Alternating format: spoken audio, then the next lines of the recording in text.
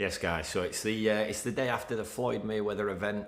We saw Floyd Mayweather take on Deji, and in the co-main event, Tommy Fury take on, in the end, a guy called Rolly Lambert, who was a Cameroonian WBC champion of some kind, apparently. Okay, so overall, it wasn't a good evening. It really wasn't.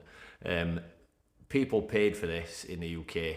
If you are a member of DAZN, you're already paying your £6.99 a month, and then they wanted another 17 quid on top for this.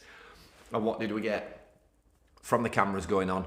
We got a 3 2-minute round fight, which was neither here nor there. It wasn't worth putting on TV. Not much to talk about there, really. I don't even know who the people were that fought in it. So then the co-main event, Tommy Fury, originally against Paul Bamba. So what an absolute cock-up that was. So if you saw my previous videos, if you just followed what happened on the event, Tommy Fury turned up half a stone overweight, 7 pounds overweight, and claimed that he wasn't overweight. At the time when he was saying, when Paul Bamba was saying, "You're 7 pound overweight," he's just got a big smile on his face. Now, do I look overweight? Do I look overweight? No, but neither does your brother, but he wouldn't weigh in for a light heavyweight neither. It's about how much you weigh, not how lean you are. They have weight categories for a reason. Now, well after all this came up and he never mentioned it, he went on to his Instagram, I believe it was, and did a little video to say that it was actually a cock-up with contracts, and that his contract and Paul Bamba's contract said 2 different weights on him. Paul Bamba had it as a light heavyweight and Tommy Fury had it as a cruiserweight. Now, I've been watching the press for this for weeks and weeks and weeks that have all said light heavyweight. You're not telling me that Tommy Fury or his team never questioned this? This was also supposed to be a professional fight, which it ended up not being with his new opponent. It turned into an exhibition fight. At a pro fight, who sanctioned the fight? And at what weight? Because they need to take note of this. They're supposed to be professionals. Personally, I don't believe a word Tommy says.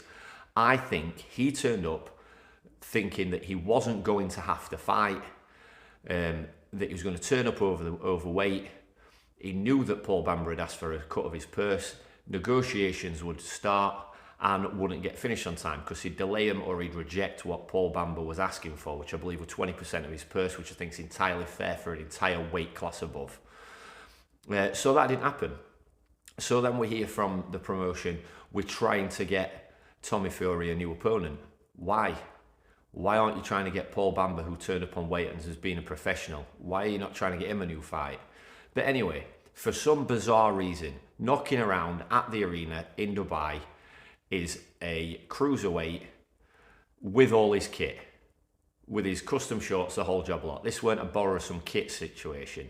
And it ended up being an exhibition fight for 6 2-minute rounds, in which this guy, who has a record of 15 wins, 1 loss and 1 draw, with 12 knockouts within them 15 wins, did absolutely bugger all. He never tried to throw a hard punch. They just danced around. He had every opportunity to land shots and didn't. It was an absolute farce. It was a light move around during the warm-up of a sparring session of low-level fighters who aren't good enough to actually go into competition yet. That's what it looked like. It was pathetic. That fight got massively booed and would have got booed at your local working men's club. It was awful. Absolutely awful. And then at the end, Tommy Fury to start shouting at Jake Paul, get in the ring, like he's just done something fantastic. You've just embarrassed yourself, fella. You've just proven that you're not a boxer. And then for your fat dad to get his movies out, as Jake Paul put it, and start leaning over saying that he's going to bare knuckle box Jake Paul. Yeah, because Jake Paul's full of them ideas, isn't he? I know he's a little bit sporadic, but jumping in the ring and doing what you'd probably end up calling assault in Dubai is a stupid idea. Well done, Jake Paul, for not reacting in the way that they wanted. They just embarrassed themselves, and then they called out someone for a big money fight that they have not turned up for twice. Tommy Fury has backed out of Jake Paul fights 3 times in 2 fights. He don't deserve it. He don't deserve to be on anything. What he needs to do is go to his local amateur club and ask to be taught how to box, because that was pathetic. Honestly. And after that charade, and in boxing, the commentator shouldn't be putting his microphone down and shouting, Tommy Fury hasn't got a, you know what. He shouldn't. But there was nothing happening. There was literally, he created entertainment on an event that was made just for entertainment, not a serious fight.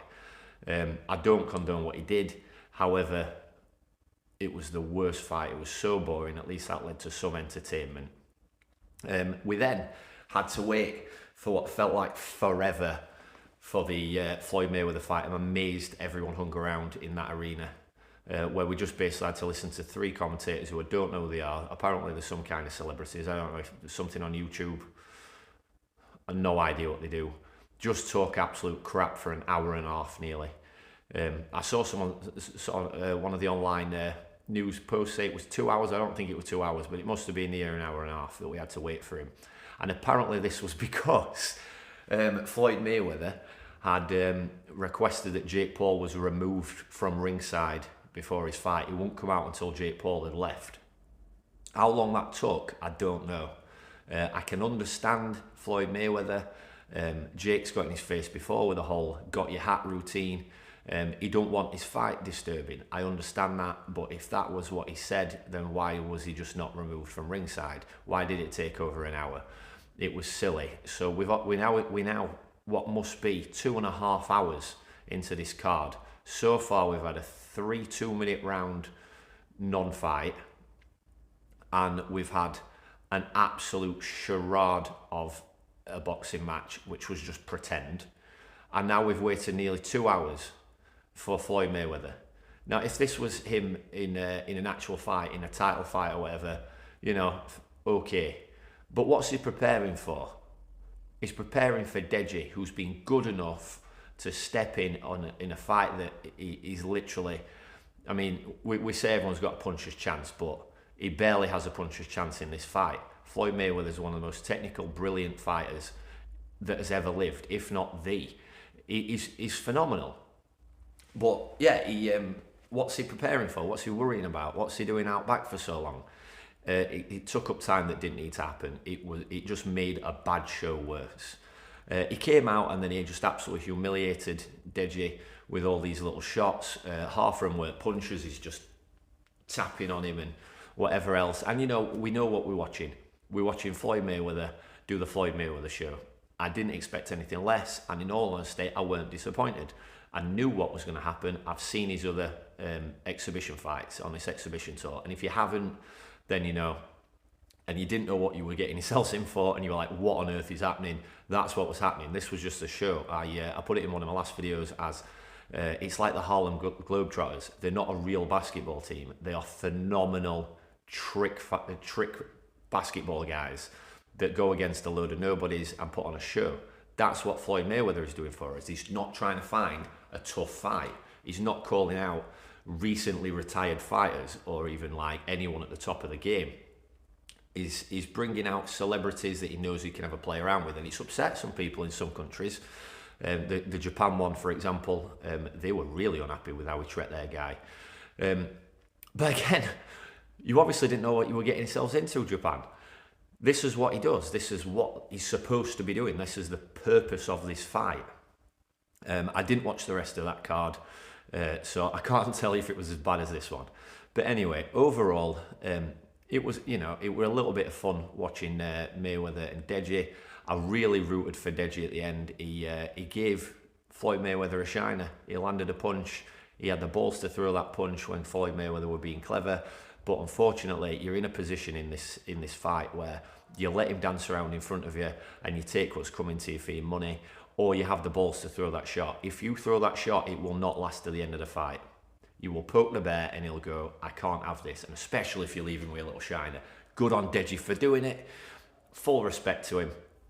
I hope he's made nothing but fans from this. But yeah, overall, it wasn't a good night. Um, the night before, we watched Ricky Hatton with his like celebration fight. I won't call it comeback fights. It's not. It's a celebration fight against Pereira, and that was brilliant. It was wonderful to see those guys come out and put on a show for us, especially at their age, and what great shape they looked in as well. So this was a bit of an exhibition fun fight. However, the difference was the undercard was absolutely laced with boxing. It was fantastic. The real main event, which was Jonas Stewart, absolutely wonderful. Great fights all night. You know, a lot of decisions, unfortunately. We didn't get to see any of them knockouts and that, but it doesn't always come that way. It doesn't always mean it's going to be a bad card, and it wasn't a bad card. It absolutely destroyed Floyd Mayweather's card.